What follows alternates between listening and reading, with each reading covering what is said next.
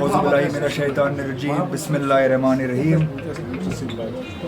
ہمارے election committee کے president شیخ غیاث الدین صاحب، ہمارے ڈی ڈی سی درانی صاحب، عبد البھٹ صاحب ہمارے بلاک پریزیڈنٹ، غلام احمد وانی صاحب ہمارے بلاک پریزیڈنٹ، محمد صاحب ہمارے بلاک پریزیڈنٹ، شیخ الدین صاحب ہمارے بلاک پریزیڈنٹ، ہمارے حلقے پریزیڈنٹ عبد الرشید صاحب جو آج ہمارے پروگرام کے میزبان ہیں، میرے نوجوان اور بزرگ ساتھیوں، آپ کے چھوٹے بھائی کی طرف سے آپ سب کو السلام علیکم.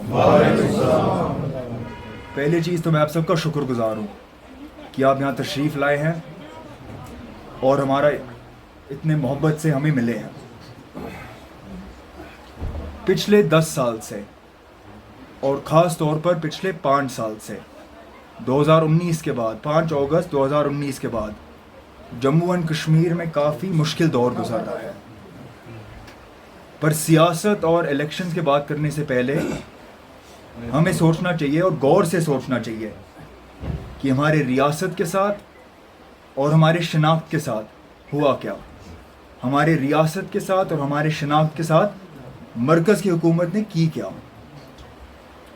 ہماری تاریخ، ان کا مکمل کوشش رہا ہے کہ ہماری تاریخ کو پوری طرح سے مٹا دے، ہمارا جھنڈا مٹا دے. اور آج کے دن میں بابا قوم شیر کشمیر شیخ صاحب کو یاد کرتا ہوں، اور شاید آج سے بہتر دن ان کو یاد کرنے کے لیے ہے ہی نہیں.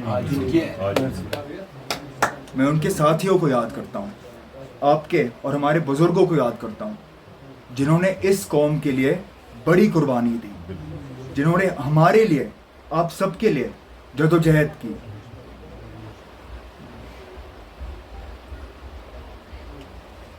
انہوں نے ہمیں غلام سے عزت دار شہری بنایا، انہوں نے ہمیں وقار دی، انہوں نے ہمیں برابری دی.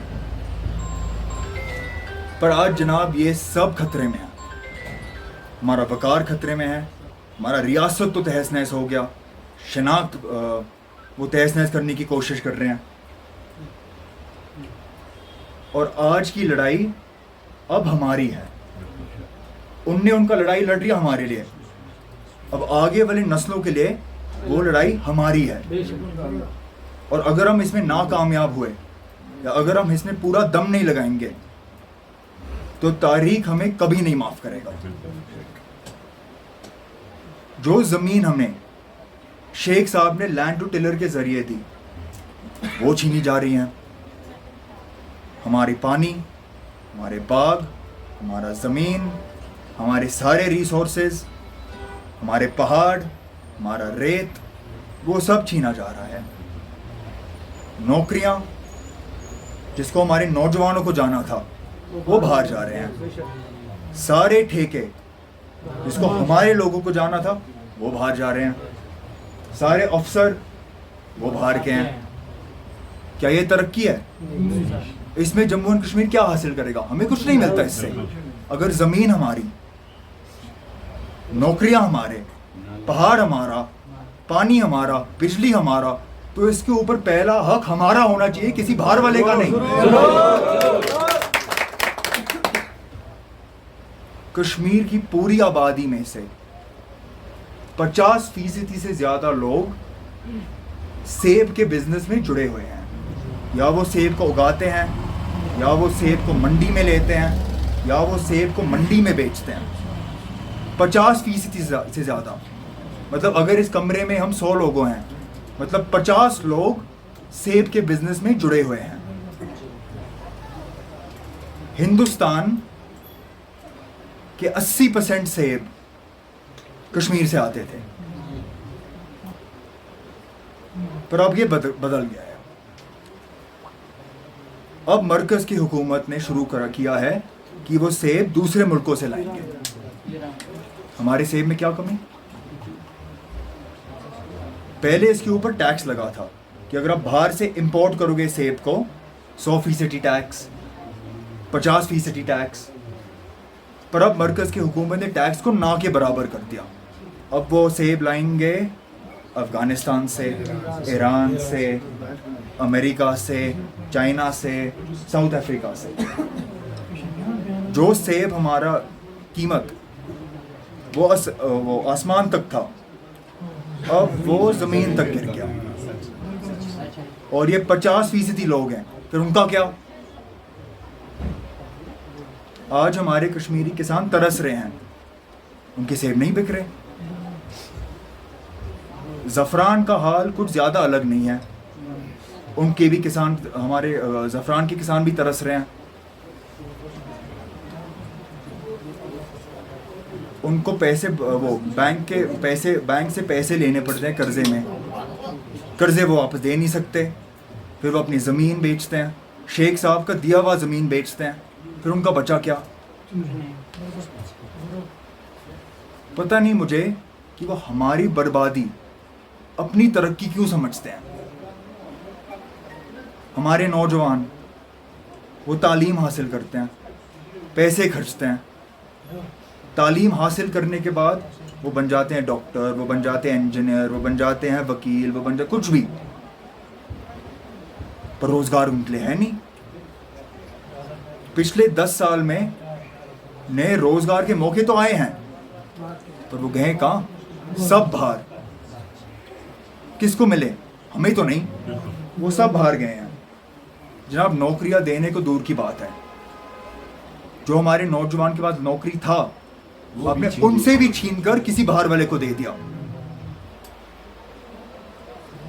جب آپ ہمارے نوکری چھینتے ہو، اب بس ہمارا روزگار نہیں چھین رہے، آپ ہماری عزت بھی چھین رہے ہو. شیخ صاحب کا دیا ہوا عزت اب وہ بھی چھین رہے ہو. آپ ہم کو پتہ نہیں پھر سے غلام بنانے کی کوشش کر رہے ہو. پچھلے 10 سال سے یہاں اسمبلی الیکشن ہوئے نہیں ہیں. حکومت افسر چلا رہے تھے سب باہر کے، حکومت ایل جی چلا رہا تھا وہ باہر کا. اور یہ کوئی سیاسی حکومت نہیں تھی، یہ آپ کا اور میرا چنا ہوا حکومت نہیں تھا، یہ کوئی جمہوری حکومت نہیں تھی. پر سوچنا پڑے گا کہ ان نے کیا کیوں. ان نے یہ کیا کیونکہ جو ہمارا رشتہ ہے ان کو وہ توڑنا تھا. جو ہمارے تنظیم کا رشتہ ہے لوگوں کے ساتھ وہ ان کو توڑنا تھا. جو ایک سیاست دان کا رشتہ ہے عوام کے ساتھ وہ ان کو توڑنا تھا.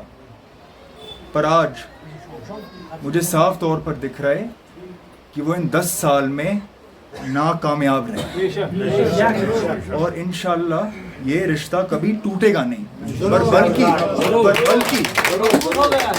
بلکہ ہم اس رشتے کو اور بھی مضبوط کریں گے اور بھی آگے چلائیں گے. تو آخری چیز میں کہنا چاہتا ہوں میرے بھائیوں اور بزرگوں، یہ کوئی چھوٹی لڑائی نہیں ہے، یہ بس بجلی کا لڑائی نہیں ہے، یہ بس روزگار کا لڑائی نہیں ہے، یہ ایک بہت بڑی لڑائی ہے.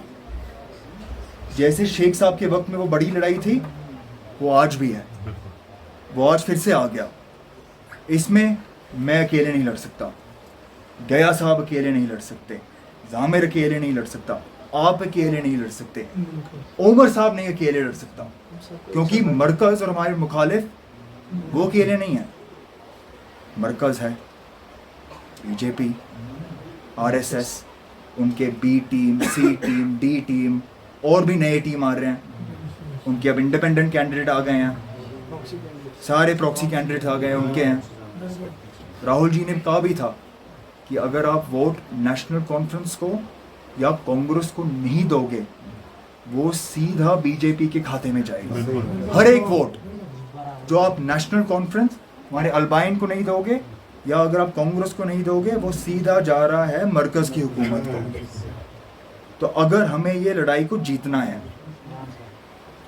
ہمیں ہاتھ میں ہاتھ ملا کر ایک ساتھ پورے جموں اینڈ کشمیر کو ایک ساتھ آگے بڑھنا ہے. اور انشاءاللہ رحمان ہم ہاتھ میں ہاتھ ملا کر ہم آگے بڑھیں گے اور ہم آگے جیتیں گے. اور ایک چیز یاد رکھو، یہ بھولنا مت، یہ کبھی بھولنا مت کہ اگر آج حل نہیں تو کل نہیں. تو بہت بہت شکریہ جناب. اللہ تعالیٰ آپ سب کو اپنے حفاظت رکھے، اللہ تعالیٰ آپ سب کے گھروں کو آباد رکھے. بہت بہت شکریہ. السلام علیکم.